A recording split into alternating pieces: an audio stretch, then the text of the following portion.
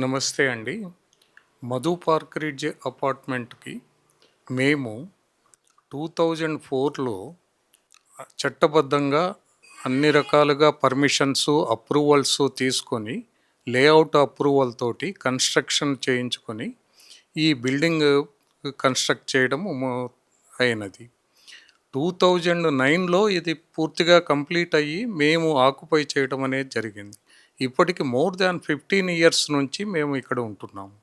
ఆనాడు మేము పర్మిషన్ తీసుకున్నప్పుడు ఉన్న ఆహ్, రెగ్యులేషన్స్‌ను బట్టి మేము చట్టబద్ధంగా ఇవ్వవలసిన బఫర్ జోన్స్ కానివ్వండి, లేకుంటే ఎంఎఫ్ఎల్ గైడ్‌లైన్స్ కానివ్వండి, అవన్నీ ఫాలో అయ్యి ఈ బిల్డింగ్ కన్‌స్ట్రక్షను పర్మిషన్ పరిమితులతోటి మేము ఇ ఇ ఇక్కడ నివసిస్తున్నాము.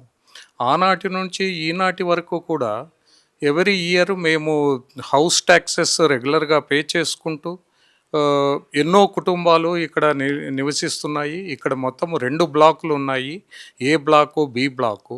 ఏ బ్లాక్‌లో 162 ఫ్యామిలీస్ ఉన్నాయి. బి బ్లాక్‌లో 250 ఫ్యామిలీస్ ఉన్నాయి.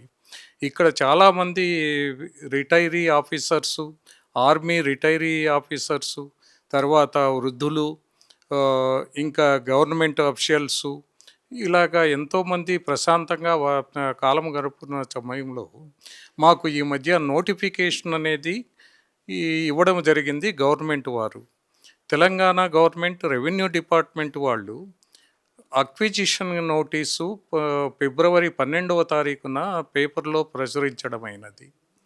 ఇది ప్రచురించిన తర్వాత మాకు 60 డేస్ కాలపరిమితి వాళ్ళు విధించారు. ఎలాంటి ఏదైనా అబ్జెక్షన్స్ ఉంటే రైజ్ చేయమని చెప్పేసి.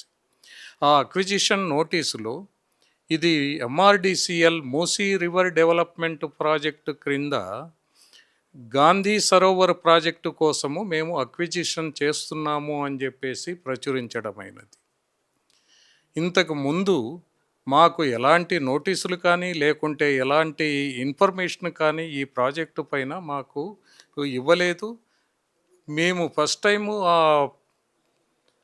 న్యూస్ పేపర్ ద్వారానే ఈ ఇన్ఫర్మేషన్ మాకు అందింది.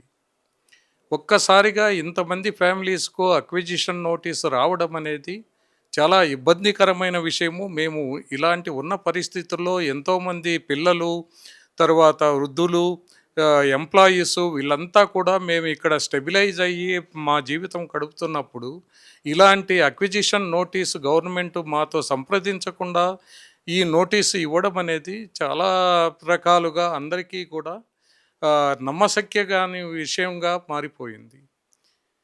ఈ ఈ దీనివల్ల మేము మీడియాను అప్రోచ్ చేసి మేము వాళ్ళతోటి మాట్లాడడం జరిగింది. మీడియా ద్వారా కూడా చాలా పబ్లిసిటీ ఇచ్చారు. రాజకీయ నాయకులు ఎంతోమంది వచ్చి మాకు సంఘీభావం తెలపడం జరిగింది. అనేక అపోజిషన్ పార్టీసు, తర్వాత నేషనల్ పార్టీసు, జాతీయ మీడియా అందరూ కూడా మాకు సంఘీభావం తెలిపి ప్రజలందరూ కూడా మా ఇబ్బందులను అర్థం చేసుకొని మాతో కలిసి ముందుకు వెళ్ళటానికి ఏ పోరాటానికైనా మేము సిద్ధంగా ఉన్నాము అని చెప్పేసి మాకు సంఘీభావం తెలుపుతూ ఉండడము మాకు ఈరోజు ఈ పరిస్థితుల్లో చాలా సంతోషకరమైన దాయకంగా ఇది ఉన్నది. మేము ఎలాగైనా కూడా ఈ పరిస్థితి నుండి బయటపడటానికి అన్ని రకాల పోరాటాలు చేయదలుచుకోవటానికే సిద్ధమైపోయాము. ఈ ఈ గాంధీ ప్రాజెక్టు కోసమో, లేకుంటే మూసీ ప్రక్షాళన కోసమో మేమెప్పుడూ వ్యతిరేకము కాదు. మీరు కావాలంటే గవర్నమెంట్ కానీ ప్రభుత్వం వారు మూసీ ప్రక్షాళన చేసుకోండి, దానికి మేము కూడా సహకరిస్తామని ఎన్నో విధాలుగా మేము ప్రజలకు చెప్పడం జరిగింది. తరువాత ఈ గాంధీ సరోవర్ ప్రాజెక్ట్‌ను కూడా ముందుకు తీసుకెళ్ళండి. కాకపోతే మేము ఒక విన్నపం చేసాము ఏమిటంటే, మా కుటుంబాల్లో మాకు ఇబ్బంది లేకుండా, మమ్మల్ని ఇక్కడి నుంచి కదిలించకుండా, మాకు ఎలాంటి డిస్టర్బెన్స్ లేకుండా మీ ప్రాజెక్టును ముందుకు తీసుకెళ్ళండి. మమ్మల్ని వదిలేసి వెనక వైపు ఉన్న ఓపెన్ ల్యాండ్ కానివ్వండి, ఆర్మీ ల్యాండ్ కానివ్వండి, ఇంకా గవర్నమెంట్ ల్యాండ్ కానివ్వండి, ఇవన్నీ ఉపయోగించుకొని మీ ప్రాజెక్టు కానీ, లేకుంటే మూసీ ప్రక్షాళన కానీ ముందుకు తీసుకెళ్ళండి. మేము కూడా అందులో భాగస్వామ్యం అవుతాము. మేము మా కాంపౌండ్ లోపల ఉన్న ఖాళీ స్థలాన్ని కూడా గ్రీన్ బెల్ట్ కింద తయారు చేస్తాము.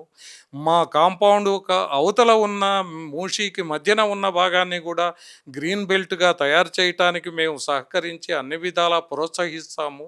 మీరు ముందుకు వెళ్ళండి. మేము మీ యొక్క ప్రాజెక్టులో మేము కూడా భాగస్వాములవుతాము అని చెప్పేసి గవర్నమెంట్ వారికి, అధికారులకు విన్నవించుకుంటూ, ఈ సమస్యనైతే సాల్వ్ చేసి, మమ్మల్ని డిస్టర్బ్ చేయకుండా, మాకు ఇబ్బంది లేకుండా, మా జీవితాలను మాకు వదిలేసి, ప్రశాంతంగా ఇక్కడ ఉండనివ్వండి అని చెప్పేసి, మరొక్కసారి మీ మీడియా ద్వారా వాళ్ళకి విన్నపం చేస్తూ నేను సాలించుకుంటున్నాను.